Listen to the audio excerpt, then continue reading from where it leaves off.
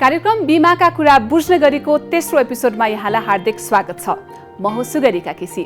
कार्यक्रमको तेस्रो एपिसोडमा हामी तेस्रो पक्ष बीमाको बारेमा यहाँलाई कम्प्लिट इन्फर्मेसन दिने प्रयास गर्नेछौँ। आउनुहोस् कार्यक्रम सुरु गरौँ। यातायात र सडक पूर्वाधारलाई विकासका पूर्वाधार मध्येको सबैभन्दा महत्त्वपूर्ण मान्न सकिन्छ। जहाँ जहाँ सडक पुग्छ विकास पनि पछ्याउँदै त्यही पुगेको छ। यातायात पूर्वाधार र सडक सञ्जालमा भएको तीव्र विकासले अन्य पूर्वाधार विकासलाई पनि तीव्रता दिएको छ। यही विकासका कारण आज सायदै कुनै यस्तो ठाउँ होला जहाँ मानिसले पाइला नटेकेको होस्।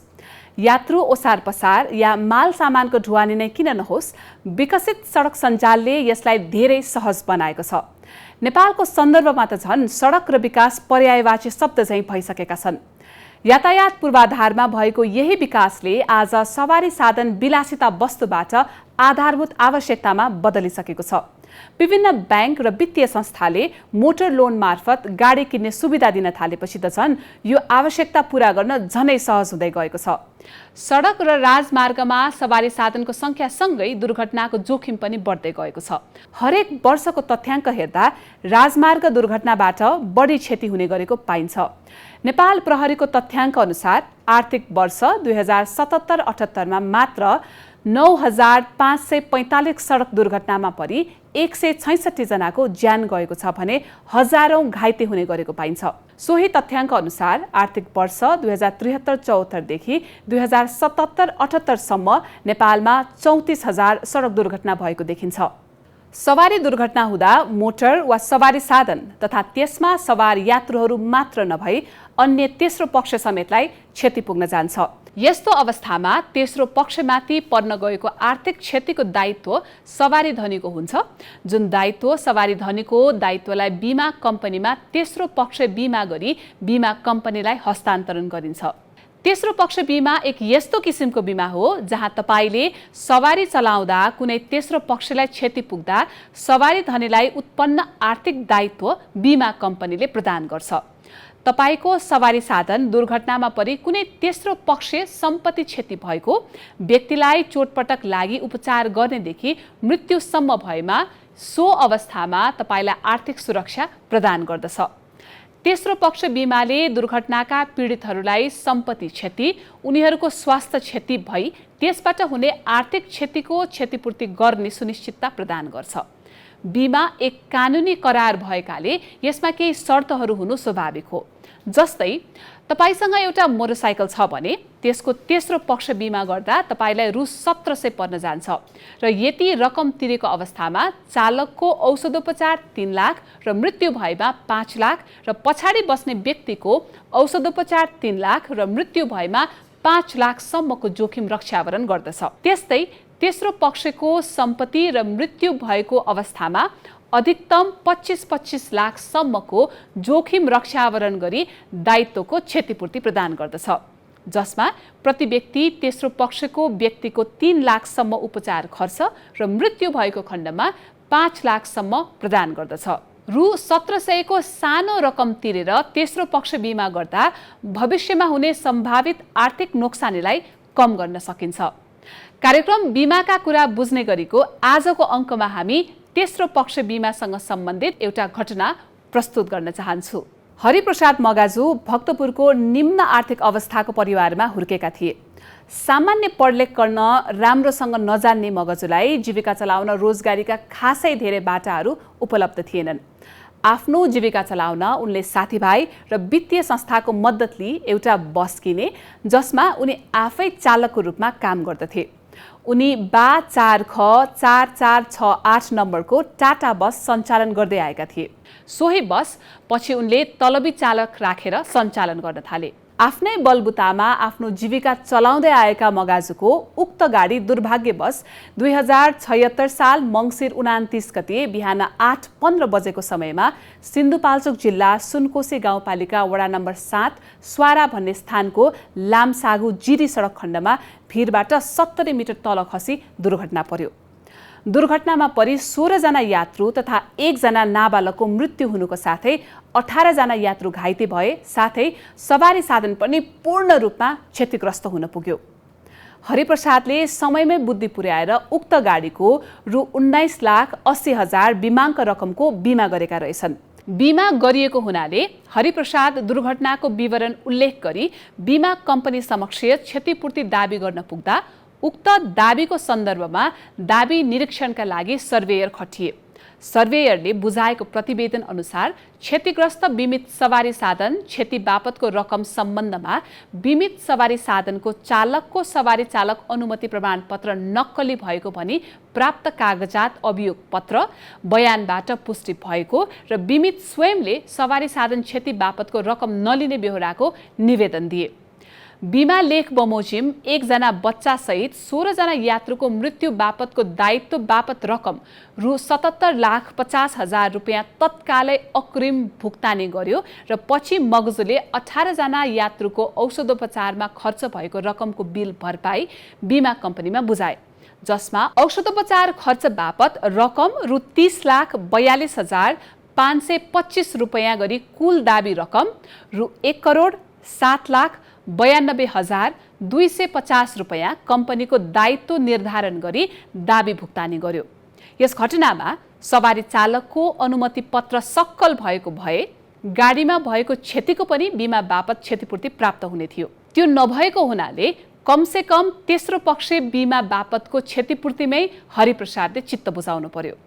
मगजुले सुरुमै बिमा गरेका कारण आफूले तिर्नुपर्ने दायित्व रकम रु 1,07,92,250 रुपियाँ बिमा कम्पनीबाट बिना कुनै झन्झट प्राप्त गरे। उनको आर्थिक अवस्थालाई हेर्दा यदि उनी आफैले यो रकम तिर्नु परेको भए जीवनमा ठूलो आर्थिक भार परि जीवन चलाउन समेत मुस्किल पर्ने कुरामा कुनै सन्देह छैन।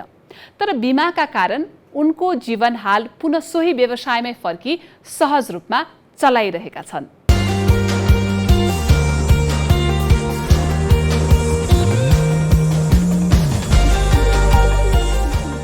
कार्यक्रम बिमाका कुरा बुझ्ने गरीको तेस्रो एपिसोडमा छौँ हामी र तेस्रो एपिसोडमा हामीले तेस्रो पक्ष बिमाको बारेमा यहाँहरूलाई जानकारी प्रदान गरिरहेका छौँ। यसै विषयमा थप जानकारी प्रस्तुत गर्नको लागि हामीहरू समक्ष शिखर इन्स्योरेन्सका असिस्टेन्ट जनरल म्यानेजर क्लेम डिपार्टमेन्टका प्रकाश थापाज्यूको उपस्थिति रहेको छ। उहाँसँग अब हामी यिनै विषयमा छलफल गर्नेछौँ। सर, यहाँलाई स्वागत छ। धन्यवाद। पहिलो प्रश्न एउटा जनमानसकै प्रश्नको रूपमा लिन्छु मैले यो प्रश्नलाई। तेस्रो पक्ष बिमा भनेर के कस्ता घटनाहरू वा अवस्थाहरू चाहिँ यसमा समावेश हुन्छन्? बेसिकल्ली अब तेस्रो पक्ष बिमा भन्नाले हामीले बिमा गरेको सवारी साधनमा प्रयोग हुने त्यो सवारी साधनको कारणले आफ्नो सवारीको क्षति बाहेक अन्य सवारी साधन अथवा अन्य श्री सम्पत्तिलाई ठक्कर लागेर दुर्घटना भए क्षति भएर आउने आर्थिक दायित्वहरू जुन उत्पन्न हुन्छन् त्यसलाई चाहिँ तेस्रो पक्ष बिमा अन्तर्गत त्यसले रक्षाभरण गरिन्छ। यसमा चाहिँ बिमा समितिले जारी गरेको मोटर बिमा दर निर्देशिका जुन 2073 छ यसले त्यसलाई स्पष्ट पारेको छ। त्यसमा चाहिँ तेस्रो पक्ष बिमा अन्तर्गत नै सवारी साधनमा सवार हुने यात्रुहरूको दुर्घटना बिमा र सवारी साधनमा कार्यरत हुने ड्राइभर हुन् अथवा कर्मचारी हुन् तिनीहरूको दुर्घटना बिमा समेत यसैमा इनबिल्ट रूपमा कभर गरिएको हुन्छ। र त्यो भनेको चाहिँ यात्रु र त्यसमा सवार हुने यात्रुको लगायत चालक र कर्मचारीहरूको 5-5 लाखको दुर्घटना बिमा हुन्छ भनेदेखि त्यसको एक्सिडेन्टल औषधि उपचारको खर्चको रूपमा चाहिँ 3 लाख रुपियाँको कभरेज गरिएको हुन्छ। यसमा तेस्रो पक्ष बिमा कसले कसले गर्नुपर्छ र के को लागि आवश्यक चाहिँ हुन्छ? अब तेस्रो पक्ष बिमा चाहिँ बेसिकल्ली अब हामीले सवारी साधन भन्ने बित्तिकै हामीले दिन प्रतिदिन चाहिने अत्यावश्यक सवारी साधन हुन् जुन हामी घरायसी रूपमा प्रयोग गर्छौँ, व्यावसायिक रूपमा प्रयोग गर्छौँ। यी सवारी साधनहरू हरेक दिन सडकमा हामीले लिएर निस्किनुपर्ने हुन्छ र सडकमा निस्किँदाखेरि विभिन्न किसिमका जोखिमहरू हुन्छन् हामीसँग। एउटा त दुर्घटनाकै जोखिम प्रत्यक्ष रूपमा हुनसक्छ भनेदेखि अरू जोखिमहरू पनि कहिलेकाहीँ बाढी पहिरोका जोखिमहरू, कहिलेकाहीँ हुलदङ्गा आतङ्कवादका जोखिमहरू, कहिले अब आगजनीका जोखिमहरू, यी सबै जोखिमहरू हुन्छन्। हामीले सवारी साधन लिएर हिँड्दाखेरि राख्दाको अवस्थामा यो सबै कुराहरू भइरहेका हुन्छन्। भनिसकेपछि अब तेस्रो पक्ष किन आवश्यक भयो त भन्दाखेरि अब हामीले सवारी धनीले नै, किनभने भोलिको दिनमा आफ्नो सवारी साधनको कारणले हुनआउने कुनै पनि दायित्व, आर्थिक दायित्वहरू, कानुनी दायित्वहरू त्यही सवारी धनीमा नै आउने भएको हुनाले चाहिँ सवारी धनीले नै तेस्रो पक्ष बिमा गर्नुपर्ने हुन्छ। र कानुनले पनि यसलाई, अहिलेको कानुनले पनि सवारी तथा यातायात व्यवस्था ऐन न्यायालयले पनि अहिले बाध्यतागत रूपमा तेस्रो पक्ष बिमा गर्नुपर्ने अहिले व्यवस्था गरिएको छ। अर्को एउटा जनमानसमा रहेको कन्फ्युजन के सर, यो तेस्रो पक्ष बिमा र सवारी साधन बिमा बिचमा कन्फ्युज हुन्छौँ क्या हामी, यसको समानता के छ र यी दुईमा फरक चाहिँ के छन्? अब यो चाहिँ बेसिकल्ली हामीले दुईटा किसिमको बिमा लेख जारी गर्छौँ। एउटा तेस्रो पक्षीय जोखिम रक्षावरण गर्ने बिमा लेख हुन्छ भने अर्को चाहिँ व्यापक जोखिम रक्षावरण गर्ने बिमा लेख हुन्छ। यसमा रक्षावरणको कारणले मात्रै फरक हो।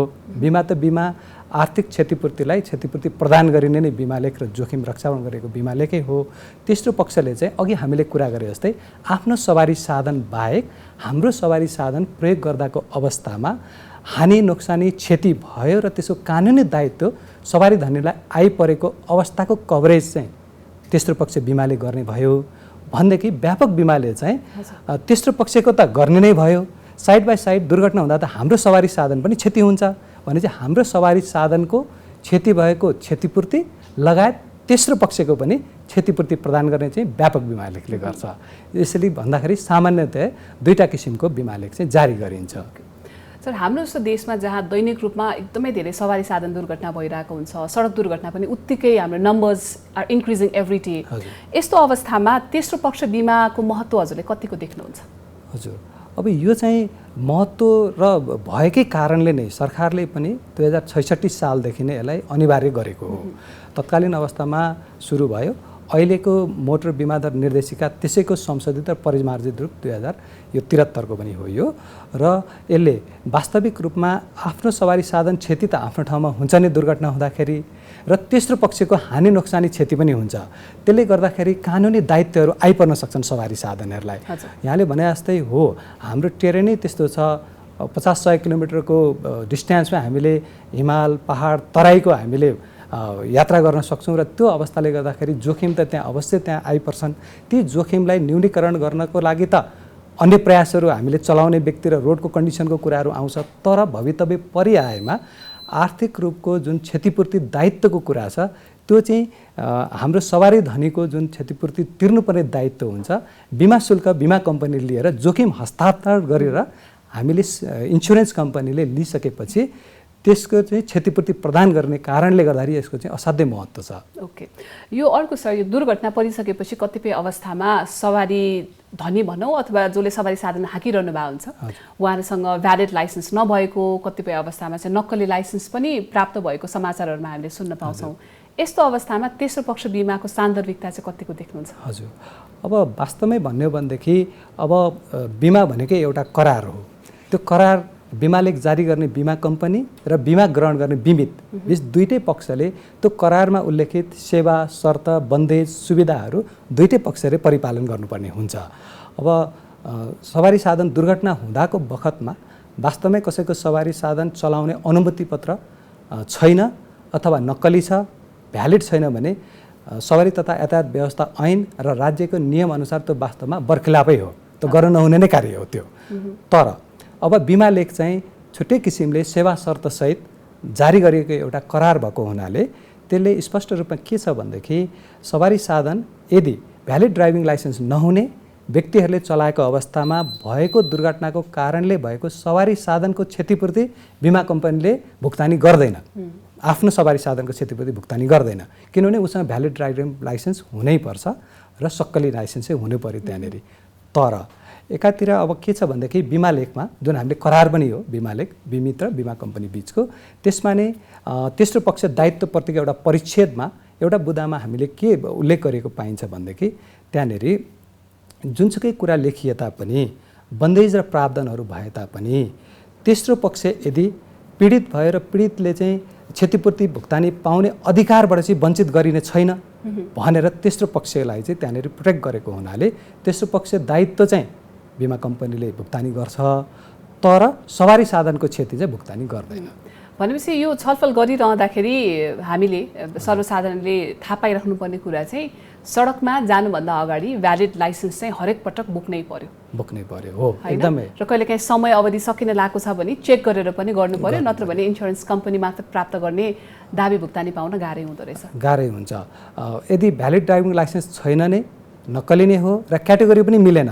यहाँ मिनी बसको ड्राइभिङ लाइसेन्स छ तर सानो सवारी साधन हाँक्न त जान्दछ उसले, कार त चलाएको छ, कार एक्सिडेन्ट पर्यो भनेदेखि मसँग भ्यालिड ड्राइभिङ लाइसेन्स ठुलो सवारी साधनको छ, म चलाउन जान्दछु, मेरो सानो सवारी साधन एक्सिडेन्ट भयो भुक्तानी पाऊँ भनेर पनि पाइँदैन, पाइएन। किनभने एब्सोल्युटै हुनु पर्यो। त्यो सवारी तथा यातायात व्यवस्था ऐनले निर्दिष्ट गरेको पर्टिकुलरली कुन कुन सवारी साधन चलाउन कुन कुन लाइसेन्स कुन कुन क्याटेगोरी चाहिँ पर्मिटेबल हुनुपर्छ भन्ने त निर्दिष्ट गरिएको छ। त्यो बमोजिम हुनु पर्यो। र हामीले हाम्रो फ्यामिली मेम्बरलाई कहिलेकाहीँ गाडीहरू दिँदाखेरि, आफन्तहरूलाई दिँदाखेरि अथवा हामीले चाहिँ सवारी साधन भाडामै राख्दाखेरि, तलबी ड्राइभरहरूलाई, पेड ड्राइभरहरूलाई राख्दाखेरि पनि त्यो व्यक्तिसँग चाहिँ ड्राइभिङ लाइसेन्स भ्यालिड छ कि छैन, त्यो क्याटेगोरी अन्तर्गत फल हुन्छ कि हुँदैन, त्यो चाहिँ हेरेर हामीले गऱ्यौँ भनेदेखि सम्पूर्ण किसिमको विवाह सुविधाको लाभ चाहिँ ग्रहण गर्न सकिन्छ। Okay sir. अर्को एउटा समस्या पनि जस्तो गाईगुई सुनिन्छ नि, कहिलेकाहीँ साथीभाइहरू बिचमा पनि कुरा हुन्छ, यो तेस्रो पक्ष बिमाको क्लेम गर्दा चाहिँ ठुल्ठुलो सवारी साधनमा मात्रै तेस्रो पक्ष बिमा चाहिँ अलिक सजिलो हुन्छ, यो सानोतिनो भइहाल्यो भने त बिमा कम्पनीले मेलमिलाप गरेर पठाइहाल्छ नि भन्ने समस्या पनि अथवा गुनासो हामीले साथीहरूबाट प्राप्त गर्छौँ क्या। यही कार्यक्रमको सिलसिलामा पनि क्वेसन बनाउँदाखेरि पनि ल है यो क्वेसन चाहिँ राख्नु पर्यो, बाइक एक्सिडेन्ट हुँदाखेरि चाहिँ मिले पनि भइहाल्छ नि भनेर भन्छन्। के भन्नुहुन्छ सर, यो प्रवृत्ति जुन छ नि, यो प्रवृत्तिप्रति हजुरको राय के छ? हजुर, यस्तो हो, दुर्घटना त दुर्घटनै हो, दाबी नै हो, त्यो कहिले सानो हुन्छ कहिले ठुलो हुन्छ। अघि हामीले कुरा गऱ्यौँ बिमालेख भनेको एउटा करार हो। करारमा उल्लेखित सेवा शर्त सुविधा कम्पनीले दिनु पनि पर्छ र ग्राहकले बिमितले त्यसलाई ग्रहण पनि गर्न सकिन्छ। हो, अब सानोतिनो दाबी भन्दैमा दाबी नै नलाग्ने भन्ने होइन, दाबी लाग्छ। तेस्रो पक्ष दाबीमा जहिले पनि कानुनी दायित्व सृजना हो कि होइन भन्ने डकुमेन्टेसन त चाहियो नै, दुर्घटनालाई प्रमाणित गरिनु पर्यो। त्यसको लागि त्यो डकुमेन्टेसन बनाउनको लागि बिमित आफै प्रहरीकोमा जानुपर्ने, दुईटै पक्षको मेलमिलाप त्यहाँनिर त्यही प्रिजेन्समा हुनुपर्ने, त्यो डकुमेन्टेसनहरू प्रिपेयर गर्नुपर्ने, त्यो केही प्रक्रियागत त त्यहाँ छन्, डकुमेन्टहरू त पेस गर्नु पर्यो। त्यसलाई चाहिँ झन्झटिलो फिल गरेर सानोतिनो दाबीमा चाहिँ दाबी कम पर्न आएको मात्रै हो, तर दाबीहरू परेका छन्, सानो पनि पर्छन् ठुला पनि पर्छन्। दाबी लाग्दै नलाग्ने, दिँदै नदिने भन्ने होइन, प्रक्रियागत रूपमा कानुनी डकुमेन्टेसनहरू कम्प्लिट भएपछि जस्तोसुकै दाबीहरू पनि बिमा कम्पनीहरूले भुक्तानी गर्छन्। त्यति अस्योर हजुर गर्नुहुन्छ? एकदमै 100% त्यसमा। हुन त हामीले एकैछिन अगाडि पेड ड्राइभरको कुराकानी पनि गरिहाल्यौँ, कन्भर्सेसनमा छिराइहालेका छौँ। दुर्घटना भएको खण्डमा र यदि ड्राइभरसँग भ्यालिड लाइसेन्स नभएको खण्डमा तेस्रो पक्षले भूमिका एब्सोल्युट कस्तो खेल्छ सर? तेस्रो पक्ष बिमाको मतलब कुरा गर्नुभयो। यस्तो हुन्छ हजुरको, हो दुर्घटना त भइसक्यो, पछि छानबिन गर्दै डकुमेन्टेसन हेर्दै जाँदाखेरि चाहिँ लाइसेन्सको कुराहरू आयो, त्यहाँनिर भ्यालिड देखिएन, पर्मिटेबल देखिएन, डुप्लिकेट देखियो भन्ने कुराहरू आउन सक्छन् त्यहाँनिर। त्यो त डकुमेन्टेसन आइसकेपछि अन प्रोसेस मात्रै थाहा हुने कुराहरू भयो। त्यसले अघि नै पनि हामीले कुरा गरे जस्तै उसले चाहिँ आफ्नो सवारी साधनको क्षतिपूर्तिबाट ऊ वञ्चित हुने नै भयो भनेदेखि तेस्रो पक्ष दायित्व चाहिँ यदि त्यो आफूले सवारी धनीले नै हाँकेको छ, उसँग लाइसेन्स छैन, अथवा उसले आफ्नो साथीभाइलाई आफन्तलाई दिएको छ त्यसको लाइसेन्स छैन, अथवा उसले चाहिँ पेड ड्राइभरै राखेको छ, तलबी चालकै राखेको छ, उसको लाइसेन्स चाहिँ त्यस्तो देखियो, कैफियत देखियो भने पनि तेस्रो पक्ष दायित्वलाई चाहिँ क्षतिपूर्ति प्रदान गरिन्छ। ओके। अब सवारी दुर्घटना भयो होइन, सवारी दुर्घटना भएको खण्डमा क्षति र त्यस बापत प्राप्त हुने क्षतिपूर्तिको मूल्याङ्कन चाहिँ कसरी गर्छ बिमा कम्पनीहरूले? हजुर, अब यसमा चाहिँ वास्तविक भन्ने हो भनेदेखि हामीले जुनसुकै बिमा लेखहरू जारी गरिसकेपछि हाम्रो ग्राहकहरूलाई भन्ने गरेको के हुन्छ भन्दाखेरि चाहिँ कुनै पनि किसिमको दुर्घटना सवारी साधनको मात्रै होइन, हामीले प्रपर्टी बिमा गर्छौँ, हामीले ट्रान्जिट बिमा गर्छौँ, इन्जिनियरिङ बिमा गर्छौँ, हामीले धेरै किसिमको बिमा सुविधाहरू हामीले प्रदान गरिरहेको हुन्छौँ ग्राहकहरूलाई। भनेपछि हरेक किसिमको दुर्घटना भयो भनेदेखि त्यसको जानकारी नै सबभन्दा महत्त्वपूर्ण हुन्छ। लिखित अथवा मौखिक रूपमा बिमा कम्पनीलाई त्यो प्राप्त हुने बित्तिकै बिमा कम्पनीको दाबी विभाग क्लेम डिपार्टमेन्टले आफ्ना ग्राहकहरूलाई भर्बल्ली र रिटर्न रूपमा नै अब यो प्रक्रियागत अगाडि बढ्नुपर्छ भनेर बिमा कम्पनीले नै गाइड गर्न थालिन्छ।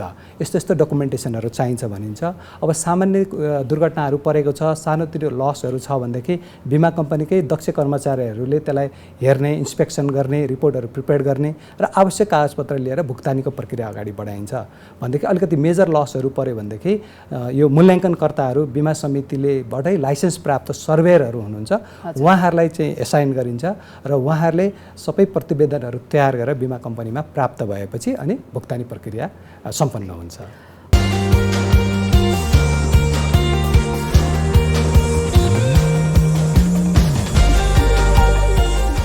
अब कुरा गरौँ कानुनी प्रावधानको बारेमा। नेपाल सरकारले तेस्रो बिमा पक्षको सम्बन्धमा के कस्तो कानुनी प्रावधानहरू तय गरेको छ र कतिको सहज छ ती कानुनी प्रक्रियाहरू?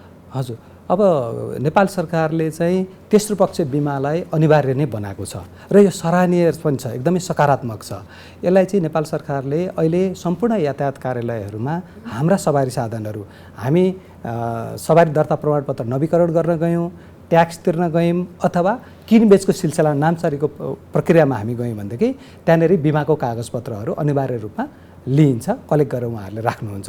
यसले गर्दाखेरि प्रयोग हुने सवारी साधनले एटलिस्ट तेस्रो पक्ष मात्रै बाध्यात्मक भएको कारणले पनि थुप्रै हानि नोक्सानी क्षतिको क्षतिपूर्ति गर्न र आर्थिक दायित्वबाट वास्तविक सवारी धनीहरूको जोखिम हस्तान्तरण चाहिँ बिमा कम्पनीमा आएको छ र बिमा कम्पनीले त्यसलाई क्षतिपूर्ति प्रदान गरिरहेछ र सवारी धनीहरूलाई सहज महसुस भएको छ।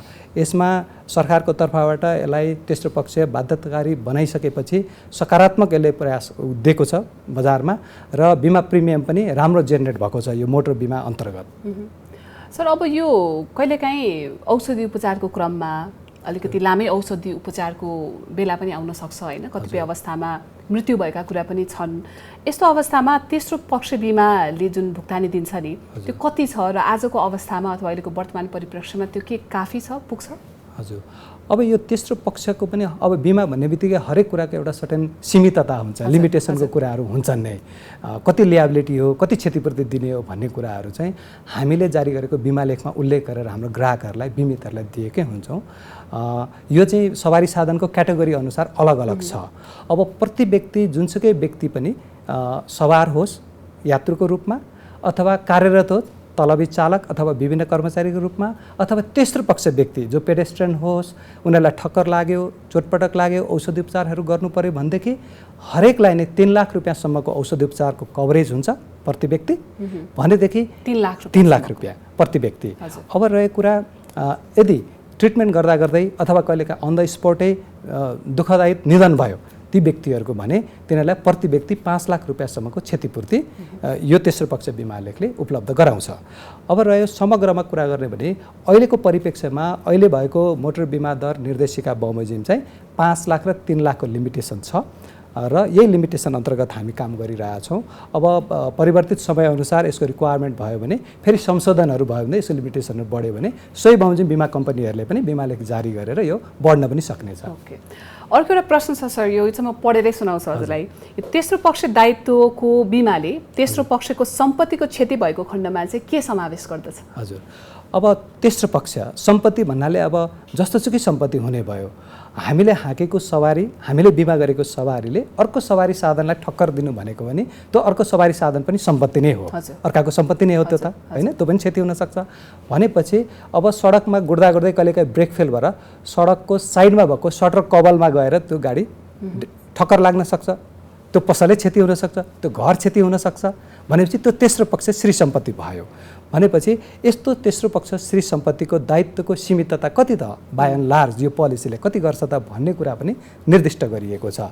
हामीले हेरौँ भनेदेखि कुनै गाडी तराईमा हिँडिरहेछ, ब्रेक फेल भएर अनकन्ट्रोल भएर बजारमा 12-15 जना मान्छेलाई चोटपटक लाग्यो, अनफर्चुनेटली दुःखदायी निधन भयो भने अघि हामीले कुरा त गऱ्यौँ प्रति व्यक्ति 5 लाखको कुरा, तर त्यसको म्याक्सिमम लियाबिलिटी कति त भन्ने कुराहरू पनि आउँछन् त्यहाँनिर। एउटा घटनामा कतिसम्मको क्षतिपूर्तिको सीमितता हुन्छ त भन्ने कुरा गऱ्यौँ भनेदेखि अब हामीले मोटरसाइकलको हकमा 25 लाखसम्मको तेस्रो पक्ष क्षतिपूर्तिको दायित्व बिमा कम्पनीहरूले लिन्छन् भनेदेखि निजी सवारी साधनको हकमा 80 लाखसम्मको दायित्वको सीमिततासम्म तेस्रो पक्ष दायित्व बेहोरिन्छ भने यो हाम्रो व्यावसायिक सवारी साधनहरूमा चाहिँ 50 लाखसम्मको क्षतिपूर्तिहरू वहन गरिन्छ। 50 लाखसम्म। हजुर।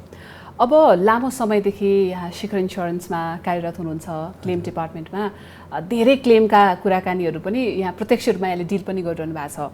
अब शिखर इन्स्योरेन्सको आफ्नै कुरा गर्ने हो भने पनि नेपालमा one of the largest and biggest insurance company हो जसले निर्जीवन बिमाको क्षेत्रमा लामो समयदेखि काम गर्दै आइरहेको छ। यो तेस्रो पक्ष बिमाको कुराकानी गरिरहँदाखेरि शिखर इन्स्योरेन्सले कति धेरै दाबी भुक्तानी अहिलेसम्म गरिसकेको हुनुपर्छ।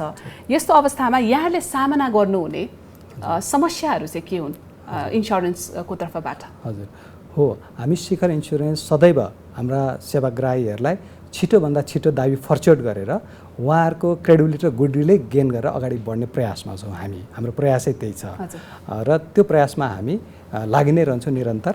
र हामीले हाम्रा ग्राहकहरूलाई परेको हामीलाई सबभन्दा महत्त्वपूर्ण कुरा जानकारी नै हो। हाम्रो ग्राहकबाट कुनै पनि दुर्घटना हानि नोक्सानी भएमा हामीलाई मौखिक अथवा लिखित सूचना मात्रै दिए हामीलाई काफी हुन्छ।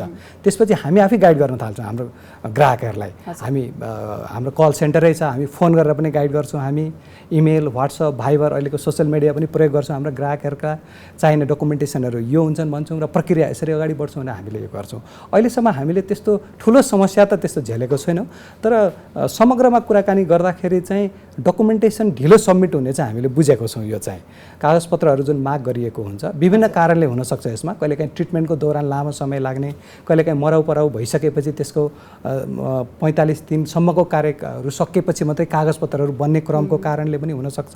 त्यो कारणले गर्दाखेरि कागजपत्र ढिलो आउने एउटा हामीले समस्या एउटा बुझिरहेछौँ र त्यसलाई चाहिँ हामीले निरन्तर फलोअप गरेर हामीले मगाइ पनि रहेछौँ। अर्को कुरा, आएको कागजपत्रमा पनि कहिलेकाहीँ कम्प्लिट नआउने र फेरि माग्नुपर्ने भने यी दुईवटा समस्या मात्रै हामीले देखिरहेछौँ। तर यसलाई पनि हामीले माइन्युटली स्टडी गरेर अलिकति थरली नै हाम्रो क्लाइन्टहरूलाई यसलाई जानकारी गराउँदै उहाँहरूलाई चाहिँ बारम्बार त्यसलाई सम्पर्क गर्दै अहिले प्राप्त गरेर दाबी फर्सट गरिरहेछौँ। अहिले भनेपछि कागजातहरू सबैभन्दा महत्त्वपूर्ण वस्तुको रूपमा देखियो दाबी प्रक्रियाको लागि, होइन?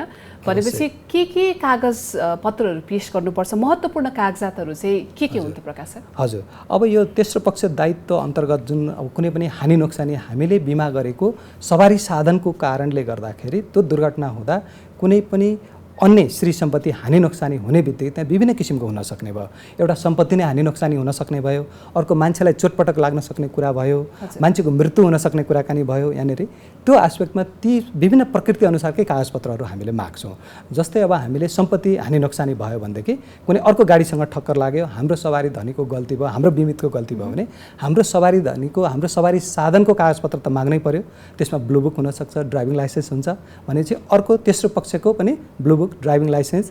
अब कमर्सियल भेहिकलहरू छ भनेदेखि रुट पर्मिटको कुराहरू, जाँच पास सर्टिफिकेटको माग्छौँ भनेदेखि अब त्यो गाडी बनाउँदा लाग्ने इस्टिमेटका बिलका कुराहरू, त्यसपछि पुलिसले इस्यु गर्ने पुलिस प्रतिवेदन, मुचुल्का, यी कागजपत्रहरू हामी सम्पत्तिको क्षतिपूर्तिको हकमा माग्छौँ भनेदेखि मान्छे अब औषध उपचार गर्नु पर्यो, घाइते भयो भनेदेखि चाहिँ उसलाई गाडीको डकुमेन्टेसनको साथसाथै अब हामीले इमर्जेन्सीमा गएर ट्रिटमेन्ट गरेको इमर्जेन्सी टिकटदेखि लिएर हस्पिटलमा भर्ना भएर डिस्चार्ज हुँदाको डिस्चार्ज समरी सिटसम्मको कागजपत्र र उहाँहरूले हस्पिटलमा भुक्तानी गर्नुभएको नगदी रसिद, ल्याबमा तिर्नुभएको नगदी रसिद र औषधिमा फार्मेसीमा तिरेको नगदी रसिदहरू पनि, यी सबै क्यास रिसिप्टहरू पनि हामी कलेक्ट गर्छौँ। र त्यसको साथसाथै अब तेस्रो पक्ष दायित्व भएको हुनाले राज्यको निकाय भनेको पुलिस प्रशासनबाट प्राप्त गर्ने डकुमेन्ट, पुलिस रिपोर्ट, मुचुल्काहरू र मिलापत्रका कागजपत्रहरू पनि हामी माग्छौँ। र यसरी यो ट्रिटमेन्टको हकमा यी कागजपत्रहरू हुन्छन् भनेदेखि अब रहेको कुरा मृत्यु भएको अवस्थाका कागजपत्रहरू,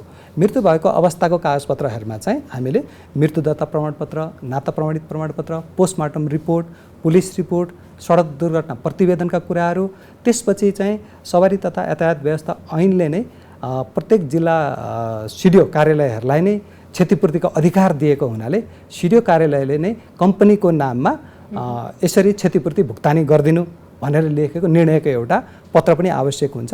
त्यसको साथसाथै गाडीको डकुमेन्ट त हामीलाई चाहि नै हाल्यो। त्यसरी चाहिँ हामी दाबी प्रक्रियालाई कम्प्लिट गर्छौँ र क्षतिपूर्ति भुक्तानी गर्छौँ।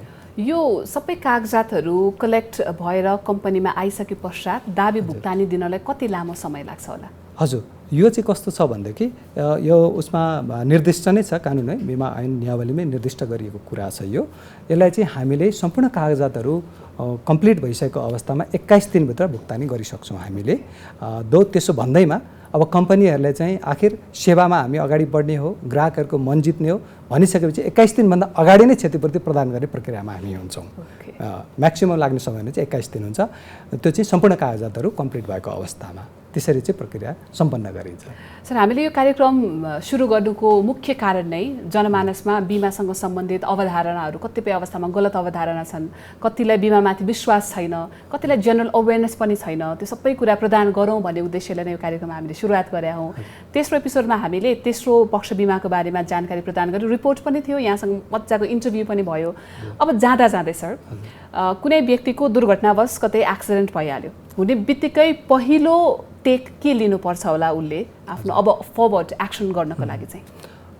एकदमै महत्त्वपूर्ण क्वेसन राखिदिनु भयो यहाँले। पहिलो प्रायोरिटी दुर्घटना हुने बित्तिकै यदि मान्छेलाई चोटपटक लागेको छ भने औषधि उपचारै गर्नतिर नै लाग्ने हो मान्छेको ज्यानभन्दा ठुलो कुरा अरू केही पनि हुँदैन। हामीले त्यही नै गर्नुपर्छ। त्यसपछि आफ्नो बिमा कम्पनीमा फोन मार्फत होस् अथवा लिखित मार्फत जानकारी मात्रै गराइदिए पुग्छ। त्यसपछि बिमा कम्पनी आफैले नै आफ्ना ग्राहकहरूलाई प्रक्रियागत जुन स्टेपहरू हुन्छन्, अब यो गर्नुहोस्, यो कागजपत्रहरू गर्नुहोस् अथवा सर्भेहरू खटाउने छ भने फलाना सर्भेयर आउँदै हुन्छ, उहाँलाई कोअर्डिनेट गर्नुहोस् भनेर यसरी हामी जान्छौँ। त्यसले गर्दा कागज महत्त्वपूर्ण नै हुन्छ। कागजात बनाउने छ, जुन हुने कागजातहरू नै पेस गरिने हुन्।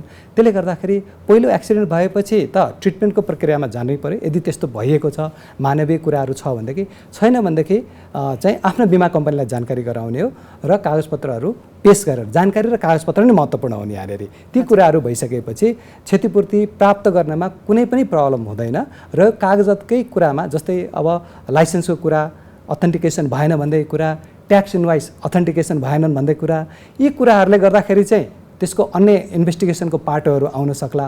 अदरवाइज चाहिँ नर्मल केसेसहरूमा यी कुराहरू सम्पन्न हुने बित्तिकै बिमा कम्पनीहरूले सजिलो रूपमा भुक्तानीहरू गर्छन्।